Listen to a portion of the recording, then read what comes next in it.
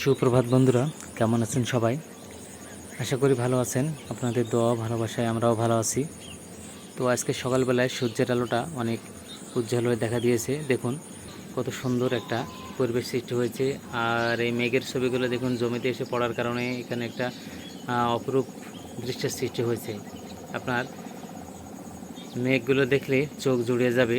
আর সেই সাথে মেঘের নিচে যে জমিতে পানি আছে সেই পানিতে মেঘের ছবিগুলো এসে পড়েছে আর তাতে একটি অপূর্ব রূপের সৃষ্টি হয়েছে। একবার দেখলে মনে হবে যে বারবার দেখি। আসলে অনেক সুন্দর একটি দৃশ্যের সৃষ্টি হয়েছে। তো আজকে সকাল থেকে আবহাওয়াটা অনেক ভালো, পরিষ্কার চকচকে আবহাওয়া। আর এদিকে আমাদের হাঁসগুলো জমিতে না গিয়ে এখানে বসে আছে পুকুর পাড়ে। তো রায়নবাবু বাসায় আছে, আমি শুধু একা বাইরে হয়ে আছি। তো এখন বাসায় গিয়ে দেখি মিম আজকে কী রান্না করবে। তো আশা করি আপনারা ভিডিওটি কন্টিনিউ করবেন এবং আমাদের চ্যানেলটি সাবস্ক্রাইব করে আমাদের পাশে থাকবেন আর পুরো ভিডিওটি না টেনে দেখবেন।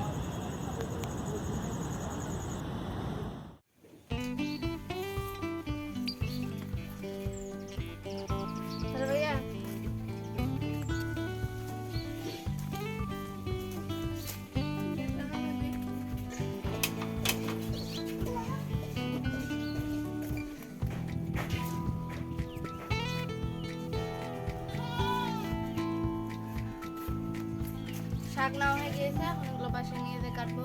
আসলে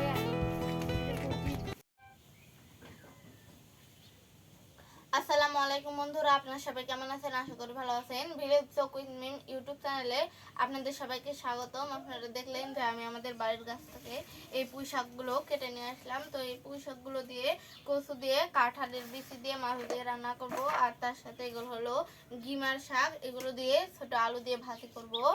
তো এখন কাঁঠালের সময়, পাকা কাঁঠাল খেয়ে যে বীজগুলো থাকবে ওগুলো দিয়ে যদি আপনারা কচু দিয়ে না রান্না করেন তাহলে কিন্তু অনেক মিস করবেন এই রেসিপিটা। আজকের ভিডিওটা কিন্তু অনেক সুন্দর হবে, আপনারা অবশ্যই না টেনে সম্পূর্ণ দেখবেন।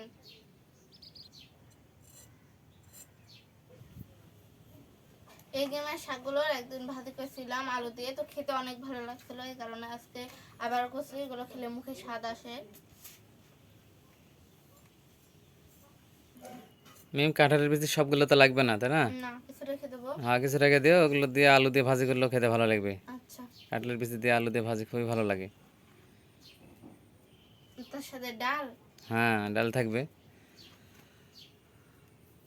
আজকেও কিন্তু ভালো লাগবে। পুঁই শাক, কচু, কাঁঠালের বিচি আর মাছ দিয়ে রান্না করলে এটা কিন্তু আমার সেরকম অনেকদিন খাওয়া হয়নি এটা।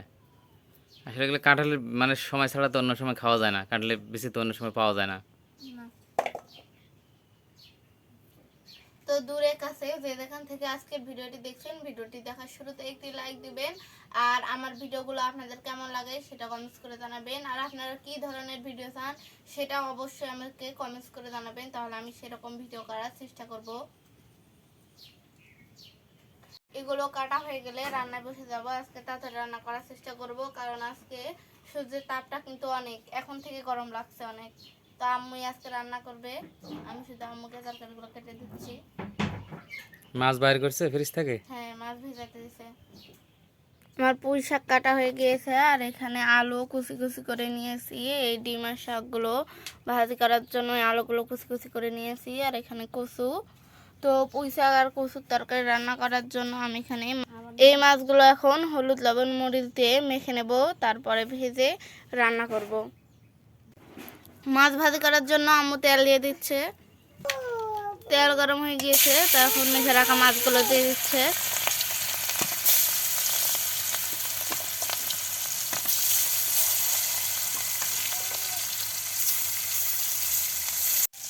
মাছ ভাজি করা হয়ে গিয়েছে, এখন আম্মু মাছগুলোকে তুলে নেবে।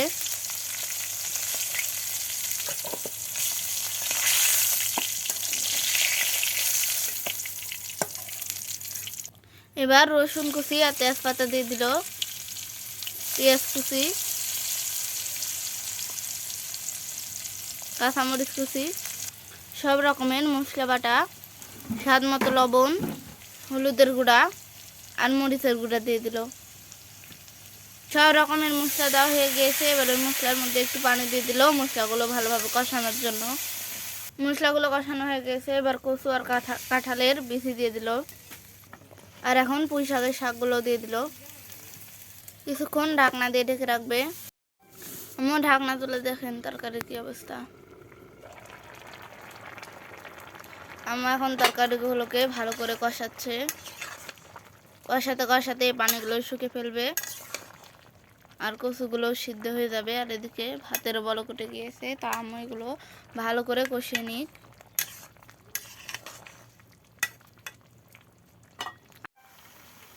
কচু আম্মু ভালো করে কষিয়ে নিয়েছে, আপনারা দেখে বুঝতে পারছেন একটু পানি নেই, এবারে সুন্দর করে কষিয়ে নিয়েছে। আর কচুগুলো কিন্তু সিদ্ধ হয়ে গেছে। তো এখন কষা কচুর মধ্যে গরম পানি দিয়ে দেবে।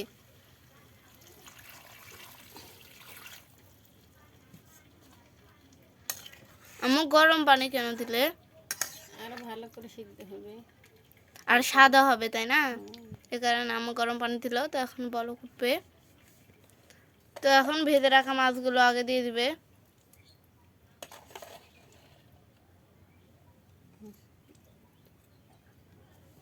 শাক ভাজি করার জন্য তেল দিয়ে দিল।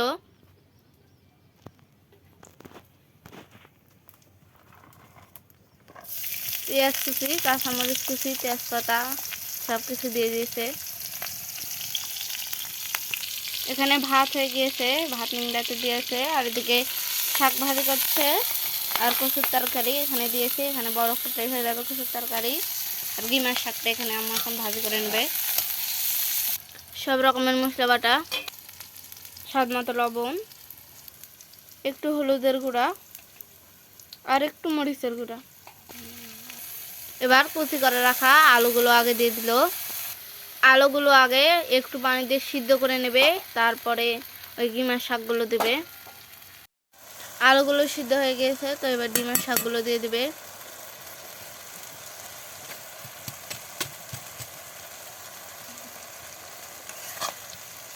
এই শাকগুলো এখন নেড়ে চেড়ে আবার ভালো করে কষিয়ে নেবে।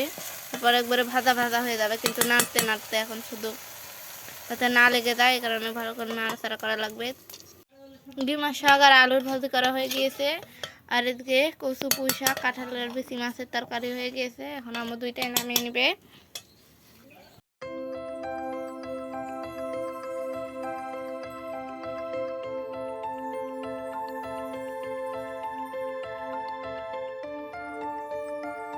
বন্ধুরা, আমরা সবাই এখন খেতে বসে গেলাম একসাথে। প্রথমে ডিমের শাকের ভাজি নিয়ে খাওয়া শুরু করি। বিসমিল্লাহ। এই রাহান, দুষ্টমি করো না, পড়ে যাবে, তরকারি পড়ে যাবে। এই রাহান বাবু, পড়ে যাবে, তরকারি পড়ে যাবে। দেখো কাঁটা আছে, কাঁটা আছে দেখো। মেম কেমন আছে কচুর তরকারি? আগে নি, তুমি আগে খেয়ে দেখো। তাই প্রথমে তাহলে আমার ভাগেই। হ্যাঁ, আচ্ছা, কেমন আছে দেখো দিনই কচু। আমি তো খেলাম, ভালো লাগলো। কচুর তরকারি তো আমার সবসময় ভালো লাগে। তাই রায়ন বাবু কি বলতেছে? আম না রায়ন,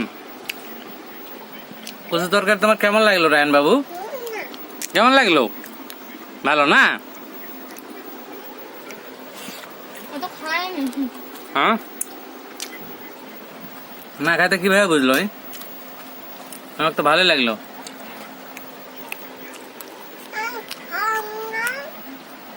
বন্ধুরা, আপনাদের এই কচু ছড়া কেমন লাগে তো অবশ্যই কমেন্টসে জানাবেন। আমার কিন্তু খুবই ভালো লাগে এই কচু ছড়া দিয়ে পুঁই শাক আর কাঁঠালের বিচি। তো বন্ধুরা, আজকে দিনে রান্না হয়েছে, কিন্তু খাওয়া দাওয়া করলাম আমরা রাতের বেলা। তো আজকে আমাদের এই মিমের হাতের কাঁঠালের বিচি, পুঁই শাক আর কচু ছড়া দিয়ে এই রান্নাটি আপনাদের কেমন লাগলো, সাথে গিমার শাকের ভাজি, সেটাও আপনাদের কেমন লাগলো তো অবশ্যই কমেন্টস করে জানাবেন। ভিডিওতে একটি লাইক দিবেন আর এরকম সুন্দর সুন্দর ভিডিও পেতে আমাদের চ্যানেলটি সাবস্ক্রাইব করে আমাদের পাশে থাকবেন। তো সবাই ভালো থাকবেন, আল্লাহ হাফেজ।